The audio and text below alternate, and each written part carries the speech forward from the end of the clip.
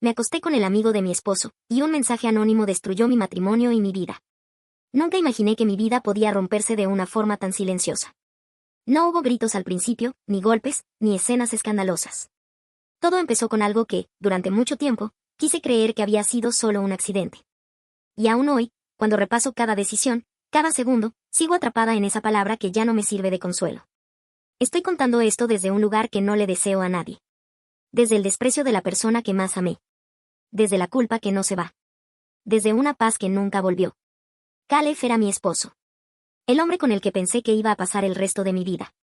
Médico, responsable, dedicado hasta el extremo. Yo siempre supe que su trabajo iba a estar primero muchas veces, y aún así acepté casarme con él. Me dije que podía con eso. Que el amor alcanzaba. Todo comenzó el día de una fiesta. Una invitación sencilla, de alguien cercano a él. Mateo, su amigo, alguien de confianza, casi de la casa. Fuimos juntos, como siempre. Incluso habíamos planeado quedarnos a dormir ahí, para no manejar de noche y disfrutar sin prisas. Yo estaba emocionada. Necesitaba una noche así. Al principio todo fue normal. Música, risas, caras conocidas. Me sentía cómoda, integrada. Por un rato, olvidé todo lo demás. Pero en un momento sonó el teléfono de Caleb. Y supe, incluso antes de que contestara, que algo se iba a romper. Odiaba esas llamadas. Porque casi siempre significaban lo mismo. Emergencias. Pacientes. Hospital. Lo entendía, o al menos eso me repetía. Pero esa noche me había prometido quedarse. Cuando vi su expresión cambiar, supe que no iba a pasar. Me explicó que era grave, que no podía ignorarlo. Se disculpó varias veces. Dijo que volvería apenas pudiera. Yo asentí, pero por dentro estaba cansada. Cansada de sentir que siempre quedaba después de todo lo demás. Se fue. Yo me quedé. No me sentía sola en la fiesta. Conocía a todos, hablaba, reía. Pero por dentro algo ya estaba torcido. Tomé más de lo habitual, sin pensarlo demasiado. Quería distraerme, apagar un poco la cabeza. Cuando la fiesta terminó, nos asignaron habitaciones. Me acosté con la idea de dormir, pero no pude. La casa estaba en silencio y yo no. Pensaba en Caleb, en la llamada, en lo rápido que se había ido.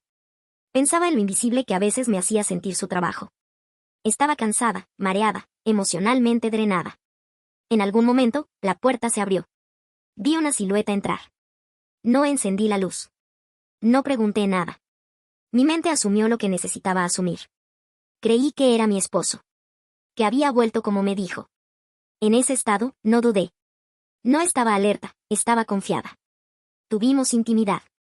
No necesito explicar cómo, ni cuánto. En mi cabeza, estaba con él. Cuando terminé, me levanté para ir al baño. Encendí la luz. Y ahí todo se derrumbó. No era Caleb. Era Mateo. Sentí una mezcla de rabia, miedo y confusión que todavía me cuesta describir. Me giré hacia él y le grité. Le pregunté qué hacía ahí, por qué había entrado. Al principio no reaccionó. Tenía la misma cara de shock que yo. Volví a gritarle. Entonces empezó a hablar. Estaba ebrio.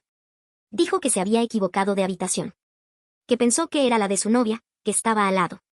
Que no entendía cómo había pasado. El pánico fue mutuo. La vergüenza, también. Nos miramos sabiendo exactamente lo que habíamos hecho. Y coincidimos en algo sin decirlo demasiado. Eso no podía volver a pasar. Nadie debía enterarse. Él tenía novia. Yo tenía esposo. Acordamos callar. No porque fuera lo correcto, sino porque parecía la única salida en ese momento. Fue un error. El peor tipo de error. Sin intención, sin planificación. Solo una cadena de malas decisiones y confianza mal puesta. Caleb regresó un par de horas después. Yo fingí dormir. No dormí en toda la noche. Mi cuerpo estaba rígido, mi mente no paraba. Me odiaba por no haberme dado cuenta antes. Con el paso de las horas, los recuerdos se ordenaron y todo empezó a tener sentido. Nada había sido igual. Ahí terminó la fiesta. Para mí, ahí empezó algo mucho peor. A la mañana siguiente, apenas pude levantarme de la cama. Dije que me dolía la cabeza, que había tomado de más, cualquier cosa que evitara cruzarme con Mateo. No estaba en condiciones de sostenerle la mirada sin que todo se me notara en la cara. Estaba segura de que, si lo veía, iba a quebrarme. Desayunamos rápido. Caleb estaba agotado, había pasado la noche entre pacientes y quirófanos. Yo estaba cansada por razones que no podía explicar. Nos despedimos poco después y volvimos a casa. En el camino, casi no hablamos. Él manejaba en silencio y yo miraba por la ventana, tratando de convencerme de que lo ocurrido podía enterrarse ahí. Durante días intenté seguir como si nada. Me repetía que había sido un accidente, que no volvería a pasar, que el tiempo iba a acomodar todo. Pero no fue así. El recuerdo no se iba. Al contrario, aparecía en los momentos más inesperados. Entonces Mateo me escribió. Al principio fueron mensajes cortos. Disculpas. Decía que lo sentía, que sabía que había estado mal, que jamás debió pasar. Yo respondía lo justo, intentando mantener distancia. No quería abrir nada. No quería pensar. Pero él insistía. Decía que no podía sacarse esa noche de la cabeza. Que estaba igual de confundido que yo. Y aunque me daba vergüenza admitirlo, a mí me pasaba lo mismo. No porque quisiera repetirlo, sino porque mi mente no me dejaba en paz. Me odiaba por eso. Por no poder cerrar ese capítulo. Con los días, los mensajes cambiaron. Se volvieron más personales, más cargados. Hasta que un día me pidió vernos una última vez. Solo para hablar, dijo. Después fue más honesto. Dijo que necesitaba despedirse bien. Me explicó que él y su novia se irían del país en cuestión de días, que estarían fuera por años. Que después de eso no habría contacto, que cada uno seguiría con su vida. Lo planteó como un cierre. Yo intenté decir que no. De verdad lo intenté. Pero dentro de mí sabía que tampoco había dejado de pensar en él. Y esa es la parte que más me pesa.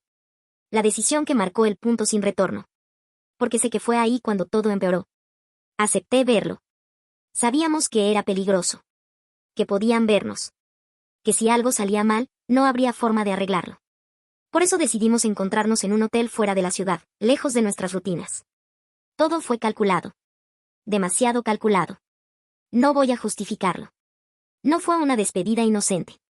Nos mentimos diciendo eso, pero ambos sabíamos a qué íbamos. Esta vez usamos preservativo. Fui cuidadosa. La primera vez había sido sin protección, sí, pero había tomado la pastilla del día después. No quise repetir ese error. Después de ese encuentro, se suponía que todo terminaba. Una semana. Eso era todo lo que faltaba para que él se fuera del país. Pero ni siquiera eso pude respetar. Durante esa semana volví a buscarlo. Varias veces. Como si necesitara cerrar algo que nunca se cerraba. Nos vimos de nuevo, siempre con cuidado, siempre con preservativo. Cada vez me prometía que sería la última. Y cada vez volvía a fallar. Finalmente, Mateo se fue. Me escribió para despedirse definitivamente. Pensé que con su partida todo iba a acabarse. Que al fin podría respirar. Que ese capítulo oscuro quedaría atrás. No fue así. Las semanas siguientes empecé a notar cambios en mi cuerpo. Al principio quise ignorarlos. Cansancio, náuseas, un retraso leve. Me convencí de que era estrés. Culpa acumulada. Ansiedad. Pero los síntomas se hicieron más claros.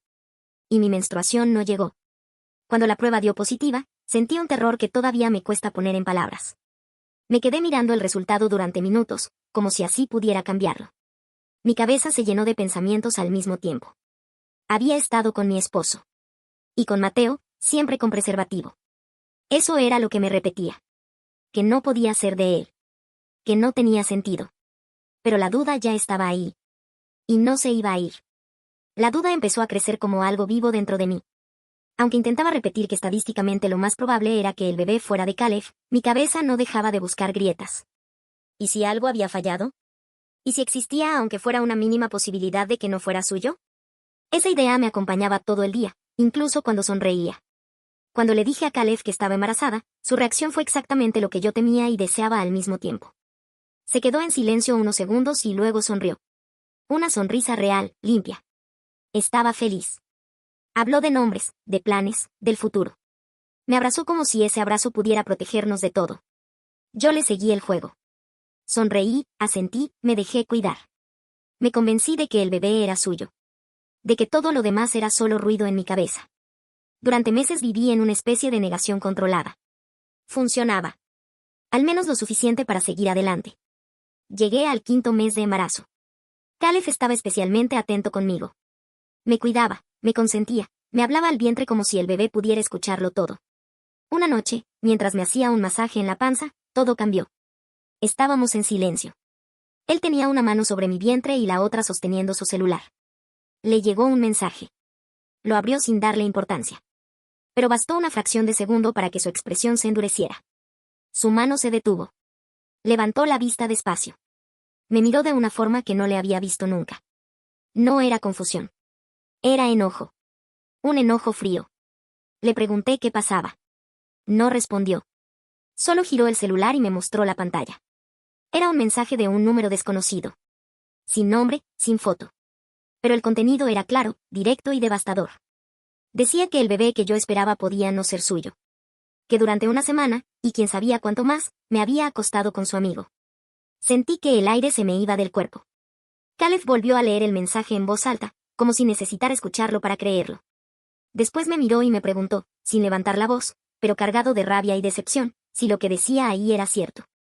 Mi mente se quedó en blanco. No supe qué decir. Lo único que salió de mi boca fue un perdóname. Le dije que había sido un accidente, que no fue algo planeado, que no debía pasar así. Él me miró incrédulo. Me dijo que no entendía cómo un accidente podía ser acostarse más de una semana con alguien. No tuve respuesta. En ese momento, pedir perdón era lo único que sabía hacer. Entonces dijo algo que terminó de romper lo poco que quedaba en mí. Me dijo que al día siguiente me haría una prueba.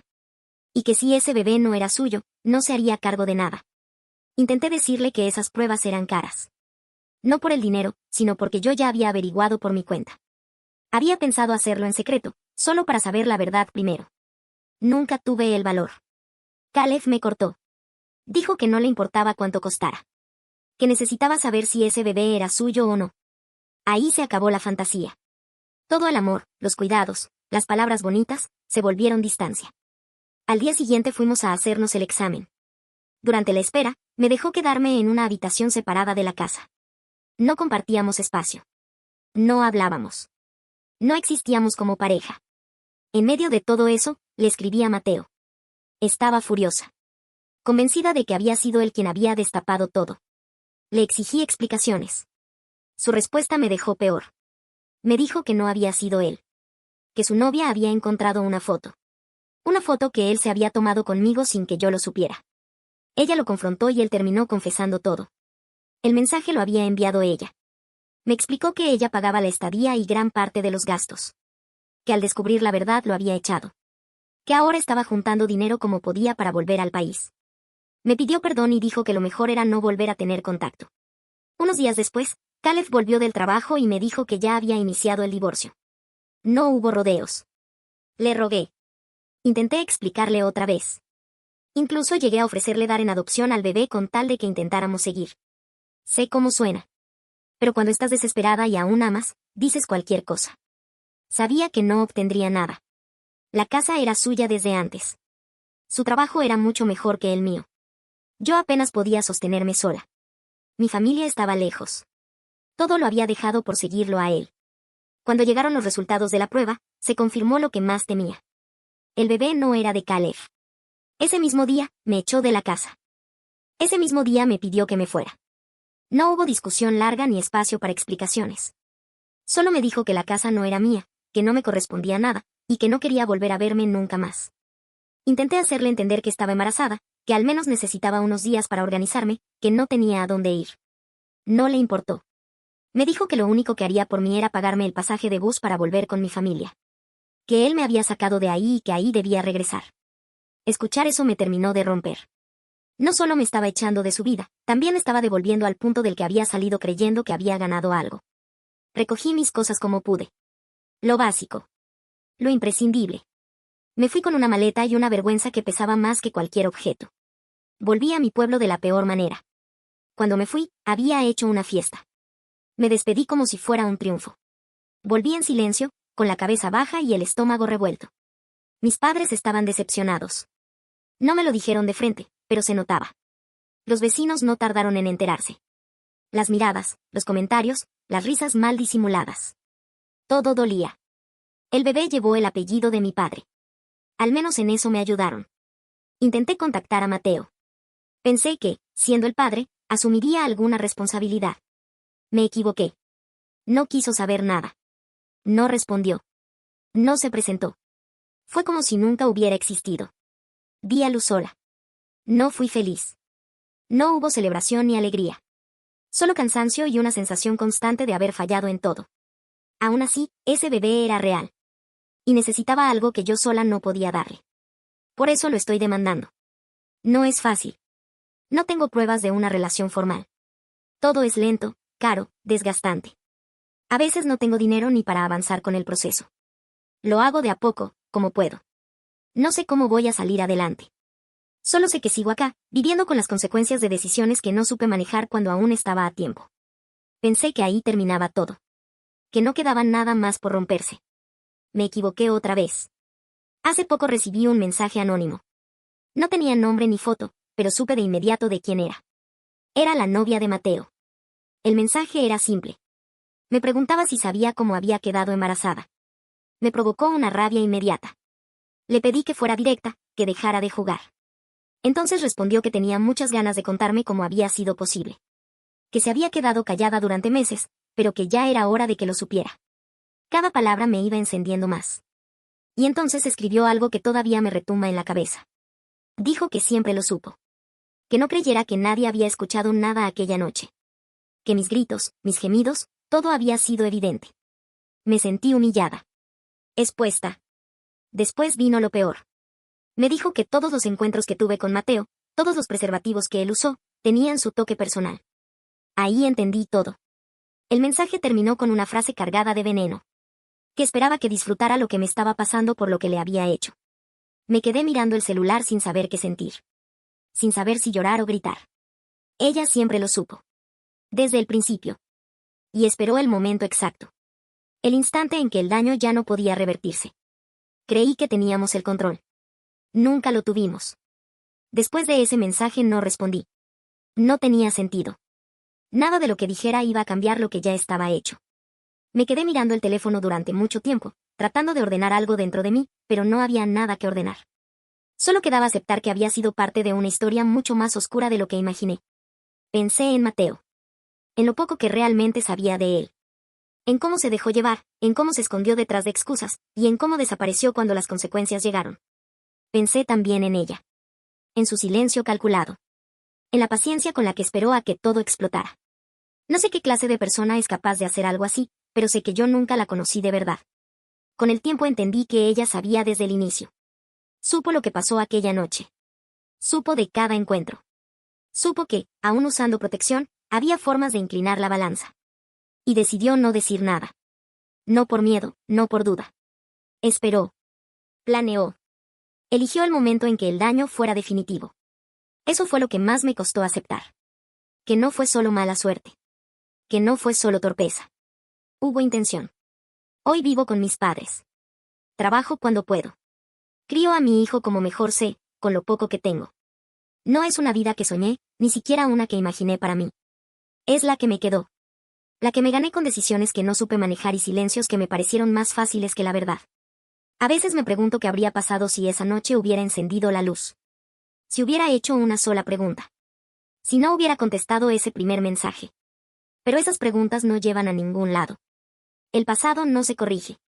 No espero compasión contando esto. Tampoco perdón. Solo necesitaba decirlo. Ponerlo en palabras.